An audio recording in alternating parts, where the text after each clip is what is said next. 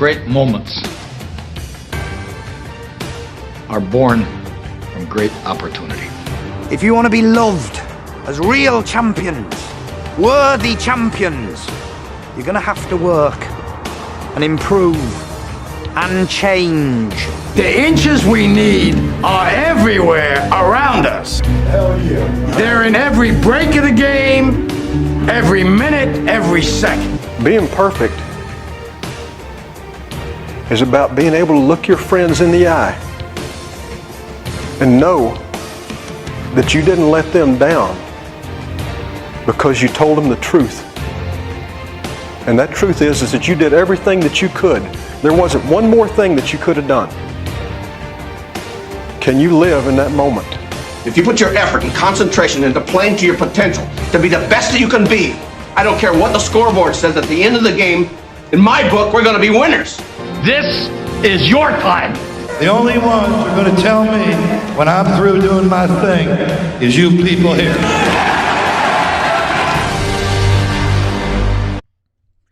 Hi, once again, everybody. I'm Ed Berliner. Welcome into the Man in the Arena and Trending in 30. A reminder once again, you can catch us live on Facebook, YouTube, and Twitter. Don't forget to also check us on welcometothearena.com, where you can view all the episodes there. And once the show is over, all of the episodes will be on all of the major audio podcast platforms. Please download there. Let's get to it then. For Friday, November the 14th, Dr. Anthony Fauci continues to tell America that we need to change for Thanksgiving. This will be a Thanksgiving unlike anything any of us have ever experienced before. Many people seem to complain that the doctor is telling them what they heard 6 months ago. It's true. Anthony Fauci continues to say the same things over and over again. And the reason is America does not listen. People still seem to think that this is nothing more than a casual cold, and it's no big deal. Therefore, the doctor has to appear on shows such as CBS This Morning and has to continue to tell people over and over and over again that things are going to be different. And when it comes specifically to Thanksgiving and the holidays, America, you better get ready because things are going to be different. It's going to be unlike anything we've ever faced before. We've just done a piece where Good morning, Gail. Good to be with you. I'm so glad you're here. Listen, we all know the cases are climbing, things are getting out of control, and people are very afraid. Why is this happening again right now? You predicted it, though, earlier. You know, so unfortunately I did, Gail. There are a number of factors that are feeding into this. You know, our baseline of infections all along has never gone down to a level that would allow you to be easily controllable when you get cases that soar up for a variety of reasons. Right now, as we are in the cool season of the fall and soon to enter the cold season of the winter, that makes it very problematic because people out of necessity will be congregating indoors more than outdoors. This is a particular issue as we're approaching the holiday season of Thanksgiving. I've heard you say the cavalry is coming, but it doesn't mean you put down your weapons and that people are letting their guards down. That is absolutely correct. People are letting their guards down. You know, it's understandable. I don't want to be critical of that, but we want to just plead with them to understand the dynamics of this outbreak. If you do that, we'll continue to soar. If we do the things that are simple public health measures, that soaring will level and start to come down. You add that to the help of a vaccine, we can turn this around. It is not futile. Dr. Jha just told us, David Begnaud, that the testing that we need in this country is far below what it needs to be. Do you agree with that? And what does that mean exactly? Yeah. Well, I think what Dr. Jha was saying is what many of us have been saying, is that there is community spread right now, which means there are people in society who are infecting others. They don't have symptoms. They don't know they're infected. The only way you can get at them is if you only test people who are symptomatic. You are going to miss the asymptomatic people who are silently spreading the outbreak. So we need to pour more testing into the community to get a feel and identify who in the community is spreading the infection, because it isn't only a symptomatic person. I want to talk to you briefly about Thanksgiving. I'm changing my plans after listening to you. You're saying you're not even going to spend Thanksgiving with your lovely daughters. You're keeping your Thanksgiving celebration very small. if you're with a small group of people, do you need to wear a mask indoors? Somebody told me that even if you're in your house, you have to wear a mask. Is that true? You know, yes, it is true. Now, obviously, it's kind of difficult to be eating and drinking at a dinner with a mask on. You can't do that. But to the extent that you can keep that mask on, I mean, nothing is going to be perfect in this. But if you're indoors and gathering with people, even if it's a relatively small group, to the extent possible, keep the mask on, even if you are indoors. Now, obviously, the smaller the group, the less the risk. Even if we've all tested negative, Dr. Fauci? Well, that's a different thing. I mean, then the risk goes way down, and then you make a risk assessment. You know, we always talk about things. Nothing is risk-free. But when you do a risk-benefit ratio, and you say to yourself, now, wait a minute, I just got tested. My husband or wife just got tested. Our children are coming in. They just got tested. Of course, it's not 100% that they could have gotten infected from the time they got tested to the time they got there. But when you get that degree of minimization of risk, then you really use some common sense and say, you know, I'm willing to take that very, very small risk so I don't have to be walking around the house with a mask. People who say wearing a mask indoors, they're really talking about when you get into a setting where you're really unsure what the status of people are. But when families go the extra mile of either quarantining or getting tested, then I don't think you really have to say every moment you're in the house you have to have a risk. You've got to use some common sense and make sure you look at what relative risks are, because the relative risk is going to go way down if everyone's been tested or people have been quarantined. So it's just really common sense in that regard. And before you go, I want to know how you're doing. Listen, you get death threats, you work 24/7, you know, there are issues with the White House. I'm wondering how you're holding up to all of this. I know it's your job, I get it, but I want to know how you're holding up physically and mentally. Well, thank you for asking. I'm actually doing fine, and the reason I'm doing fine is twofold. I've taught myself over the years to focus like a laser on what my goal is and what I need to do. And to me, that's a big thing. It's the health, the safety, and the welfare of the American people. That driving force makes all that other stuff that you're talking about become peripheral noise that I don't pay attention to. Dr. Anthony Fauci uses the words common sense. America is irresponsible and arrogant in the fact that there are still so many people who believe that they'll never catch the disease, the virus will never come their way, and they don't have to worry about infecting anyone. That's why the day before we did this show, on November the 13th of 2020, over 184,000 cases were diagnosed in the United States alone, and 1,915 more people died of COVID-19 or died of complications from the virus. We are a nation that has proven that we cannot be responsible for ourselves, and therefore, perhaps it is indeed time that states and governments tell people that it's time to wear the mask, shut up, and do what's right for everybody. When it comes to Thanksgiving, my plans, my family's plans have all changed. It'll be unlike anything else. Nothing we've ever experienced before. But I'll do it because I want to make sure that people live through 2020 and I get to see my loved ones in 2021. When it comes to COVID-19, then we now turn to the state of Michigan, where COVID-19 is explosive at this time and where there are sports ramifications. This report from WDIV-TV in Detroit, Michigan. We'll begin at 5 with a startling increase in daily new coronavirus cases, 6,940 over the past 24 hours. That is more than 900 cases, an increase of more than 900 cases than we saw yesterday. The number of new deaths also sadly up from yesterday. 45 more Michiganders have now lost their lives to COVID over this past day. And at a briefing late this afternoon, the governor made it clear the numbers are headed in the wrong direction and quickly, and the time for us to take action is now. She stopped just short of issuing any new restrictions. Our Mara McDonald joins us live. Mara, the governor says only the people in your household should be at your table for Thanksgiving. She really addressed that off the top, Kimberly, because Thanksgiving is, upon us in like 2 weeks. And she said this: Thanksgiving not just should look different this year, it has to look different this year. And what that means is that if this person does not live in your home with you right now, they should not be allowed in your home for Thanksgiving. Let me take you through the rest of it. Our case numbers are skyrocketing here in Michigan. The curve that we had flattened, right now, this curve is a straight line and it is straight up. But the governor stopped short of instituting any further restrictions and no mention of lockdown. When asked about why not announce a lockdown today, here was the answer. I am recognizing that we have got work to do to make sure that the actions we take are really aimed at bringing the spread down. I know people are tired of living like this, but we really have to double down. This pandemic will eventually end, and we have to do what it takes to avoid as many infections and deaths as possible.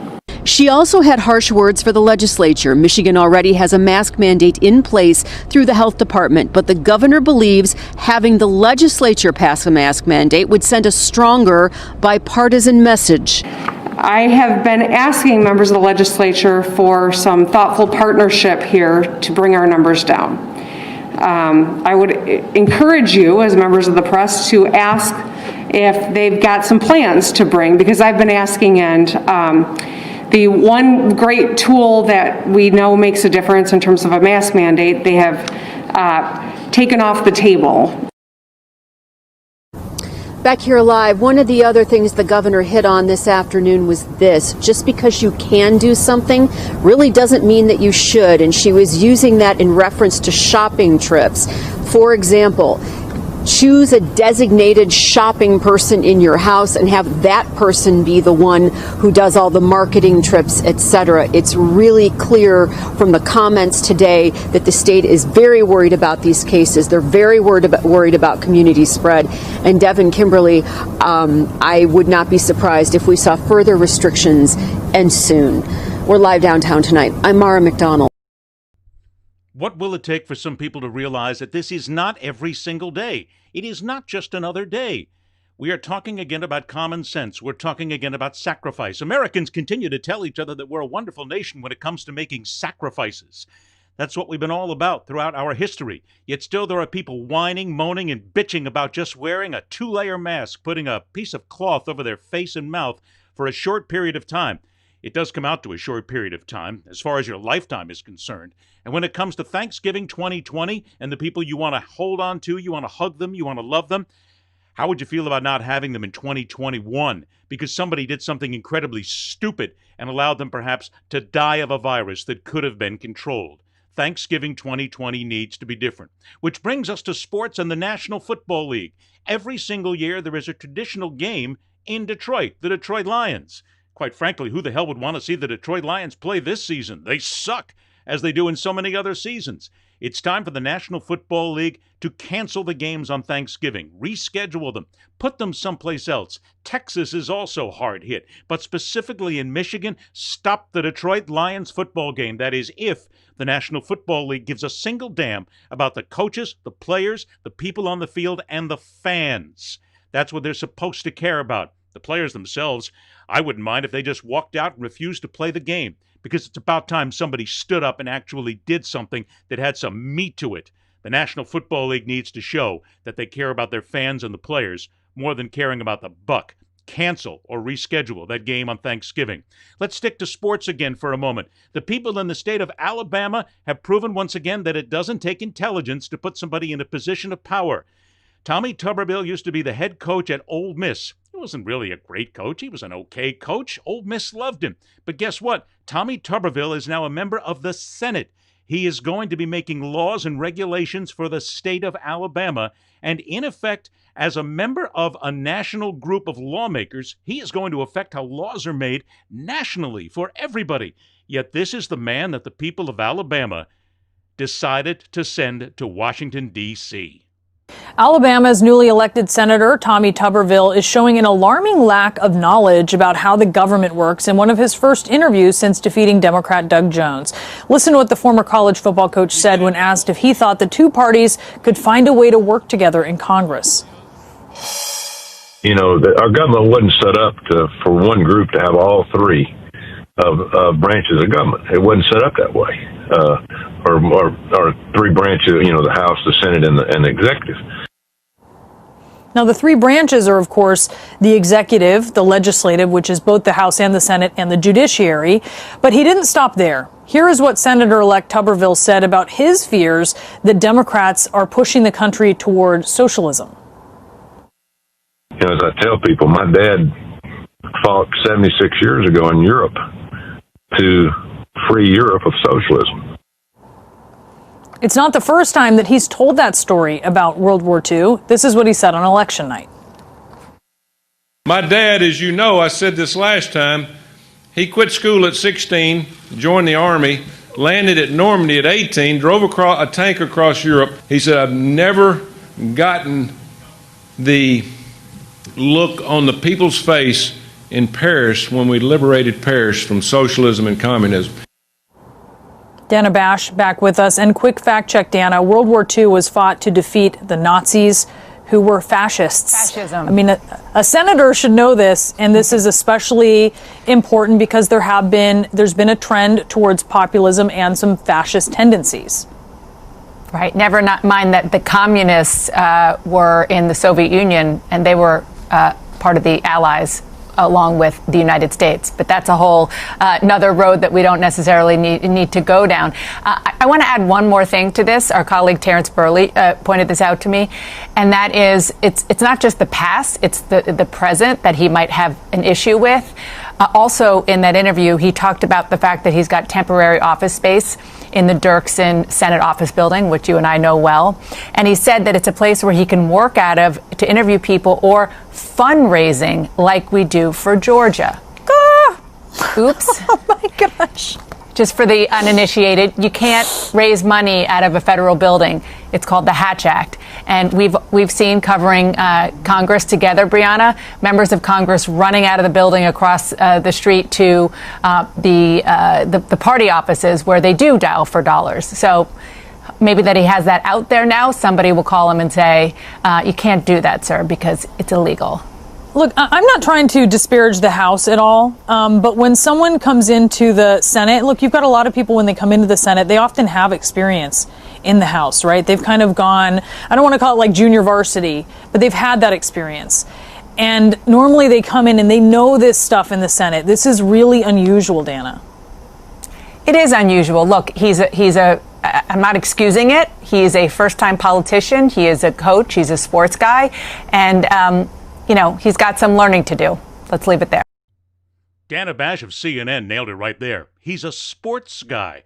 That's part of the problem here. We in America still have this tendency to elect people to office, to high office, who have absolutely no right being there. We don't want learning on the job. We want people who actually know what they're doing by the time they get there. And Tommy Tuberville has absolutely no clue whatsoever, but he's very famous. He was a big-time football coach in the NCAA, and guess what? People know his name, so they put him in the Senate. This is part of the problem. This is part of the issue when it comes to people who don't really do any research when it comes down to the people they elect. Hey, he sounds good. She sounds good. I happen to know their name. Let's put them into elected office. It's part of the problem, and it's why we're where we are today. We put a talk guy on a reality show into the most powerful position in America. We've done it before, putting actors involved in politics who have absolutely no clue, and we continue to do it. We need to spend time to research the people we're putting into office and know that they know exactly what they're talking about. Tommy Tuberville has no idea what he's talking about, and neither does a lot of America when it comes to socialism, because they still don't understand what socialism really is. We'll get into it another time, but are you aware that socialism actually helped to build the roads and a lot of the public works projects in America back in the 20s, 30s, and the 40s? It was a form of socialism. I'm not saying that it's good for America, but I'm saying let's understand what it is. And people hear, ooh, the dirty S word of socialism, and they're all of a sudden up in arms. They're grabbing pitchforks, and they're deciding that this is the problem with America. No, one of the problems with America is we continue to put people into elected office who shouldn't be there, who should actually be on a sideline someplace handing Gatorade to the guys and gals as they come off the field. Let's go ahead and stay with politics for a moment in a sense, because while Tommy Tuberville comes in, Donald Trump is going out. He will leave the White House. That's going to happen. Let's just stop with all the nonsense. But Donald Trump is one day going to be out of the White House. What is being missed right now is the fact that Donald Trump will leave behind a number of legacies. One of the legacies is he will have given a tremendous amount of oxygen to what could be one of the more dangerous American terrorism groups that are just homegrown and waiting. He actually hasn't knocked them down. And now we have a lot of Republicans who, quite frankly, are following the president and will continue to follow him when he is the ex-president when it comes to the group known as QAnon. This from CNN. Let me ask you about QAnon. It is this theory that Democrats are a satanic pedophile ring and that you are the savior of that. Now, can you just once and for all state that that is completely not true and that disavow QAnon in its entirety? I know nothing about QAnon. I just told you. I know very little. You told me, but what you tell me doesn't necessarily make it fact. I hate to say that. I know nothing about it. I do know they are very much against pedophilia. They fight it very hard, but I know nothing about it. They believe it is a satanic cult run by the deep state. Study the subject. I'll tell you what I do know about. I know about Antifa, and I know about the radical left, and I know how violent they are and how vicious they are, and I know how they're burning down cities run by Democrats, not run by Republicans. Republican Senator Ben Sasse said, quote, QAnon is nuts, and real leaders call conspiracy theories conspiracy theories. He may be Why not right. just say it's Can I be crazy and honest? not true? He may be right. I just don't know about QAnon. Why are you asking Joe Biden questions about why doesn't he condemn Antifa? Why does he say it doesn't exist? Because you're here before Antifa, me. no, it's so cute. He had the chance last night to condemn QAnon. He did not do it. Today, at this rally, just before it started, we talked with supporters who are in strong favor of QAnon, others who know little about it, but none of the people we talked to, wanted to condemn President Trump's strategy for dealing with it. You have the QAnon shirt, and one of the things QAnon believes in is there's this conspiracy theory, satanic pedophilia. Do you believe in that? Yes. No, thank you. You do. Trump has not criticized the conspiracy QAnon. Mm-hmm. You say you believe in theories like this. Oh, yes, sir, 100%. You think he has your back by not criticizing it? Yeah, I really do. Yes. Do you think he should have denounced QAnon? No. Why? Because why should he? Because they believe in crazy stuff. A No, pedophile that's what ring. you guys try to make us believe. Crazy stuff. No, but do you believe that there are Democrats and celebrities who are in a pedophile ring? Well, you know what? You do I believe? do. You Yes, know what? I do. But why, where does that come from, that belief? Where does that come from? Why don't you ask the little kids? No, pedophilia is terrible, and every normal person in the world is against pedophilia. But to say that Hillary Clinton and Democrats are involved in the pedophile ring, there's no evidence of that. Let me ask you, who do you work for? ABC or CNN? CNN. No, I'm not talking CNN. It's crazy, it's ludicrous. Does that bother you that he wouldn't say it's wrong? No, it didn't, because I think he wants to put everything out there so you can judge for yourself. I've heard it before. Yeah, but you've heard it. With all due respect, man, hearing it is not meaning it's true. I just believe whatever's wrong, he's going to fix right. Donald Trump. Yes, yes. Do you think the president should have denounced QAnon? No, I don't think he has enough information to denounce QAnon at this point. He can tweet anything he wants because we love him. We trust him. His remark about sort of not knowing anything about it is pretty implausible, given the amount of time that he spends on Twitter and watching cable news. It's exceedingly unlikely that he's never heard a basic explanation of what this movement believes about, him or the global cabal or this pedophile ring.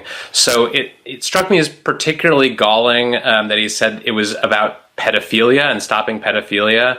Saying that QAnon is about stopping pedophilia is a little bit like saying the moon landing conspiracy theory was about astrophysics. Like, it's just not the point. The point is to call your enemies pedophiles and to get revenge against them as part of this conspiracy theory. It has very little to do with actually helping children. It's a very unoriginal conspiracy theory in that it ties together basically every popular conspiracy of the past 100 years. And as you mentioned, this is not the Center for Missing Children. This is the actual groups that actually do work on behalf of, victims of child exploitation are begging QAnon believers to stop. They're sort of being inundated with false claims, with fake reports. Their hotlines are being overwhelmed, and they're saying, we don't want your support, that you are not in this for the same reasons that we are.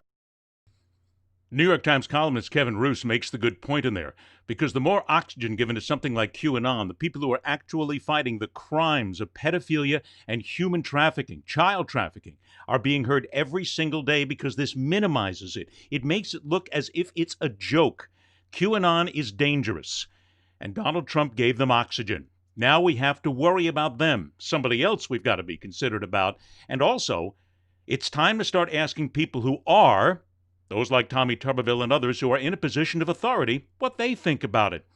And what they think about the fact that there's folks out there who consider that this is a cult that drinks human blood and traffics in children. If these are the people we're electing to a position of authority, I don't give a damn whether they're Democrat, Independent, Republican, makes no difference. They're dangerous, and quite frankly, you might want to come close to using the words stupid, or at the very least, arrogant, ill-informed, and not somebody who should be making a lot of decisions. It's time to watch out for these people.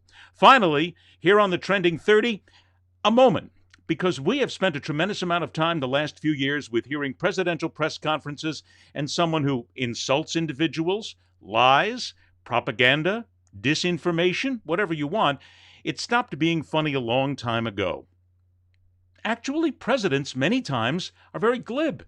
They're people who actually used to have a good relationship with the press.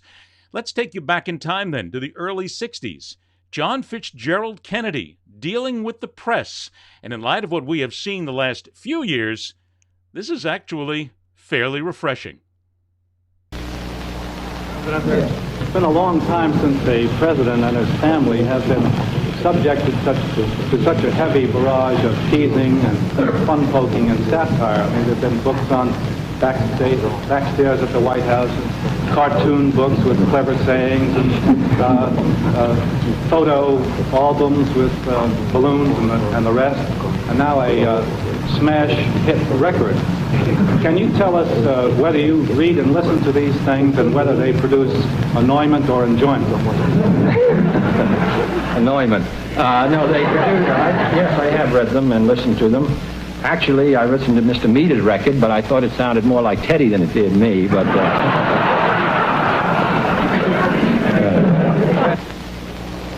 Mr. President, the Democratic platform in which you ran for election promises to work for equal rights for women, including equal pay, to wipe out job opportunity discriminations. Now, you have made efforts on behalf of others. What have you done for the women according to the promises of the platform? well, I'm sure we haven't done enough, and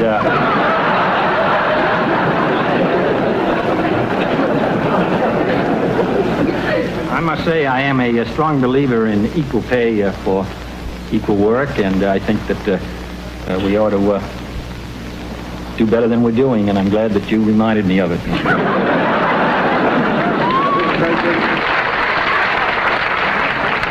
Feeling in some quarters, sir, that big business is using the stock market slump as a means of forcing you to come to terms with business. One reputable columnist, after talking to businessmen, obviously, reported this week their attitude is, now we have you where they want you. Have you seen any reflection of this attitude? I can't believe I'm where big business wants me.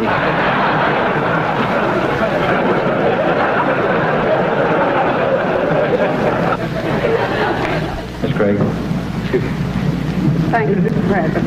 Mr. President, visitors who go out to visit Lincoln Park on East Capitol Street are dismayed to find it a slum. Congress has authorized, and the National Council of Negro Women will erect there a memorial stadium and a statue of the great woman educator, Mary Bethune. Now the transit company proposes to put an 8-lane freeway between the park and the Capitol, cutting it off. Could you inquire into that and see if the freeway could be put further out beyond the park? Yes, I will.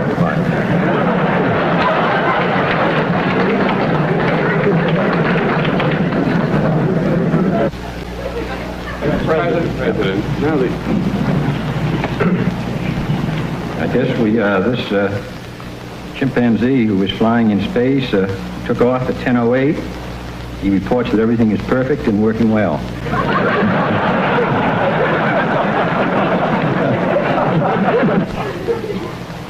Mr. President, you have said, and I think more than once, that heads of government should not go to the summit to negotiate agreements, but only to approve agreements negotiated at a lower level. Now it's being said and written that you're going to eat those words and go to a summit without any agreement at a lower level. Has your position changed, sir? Well, I'm going to have a dinner for all the people who've written it, and we'll see who eats what.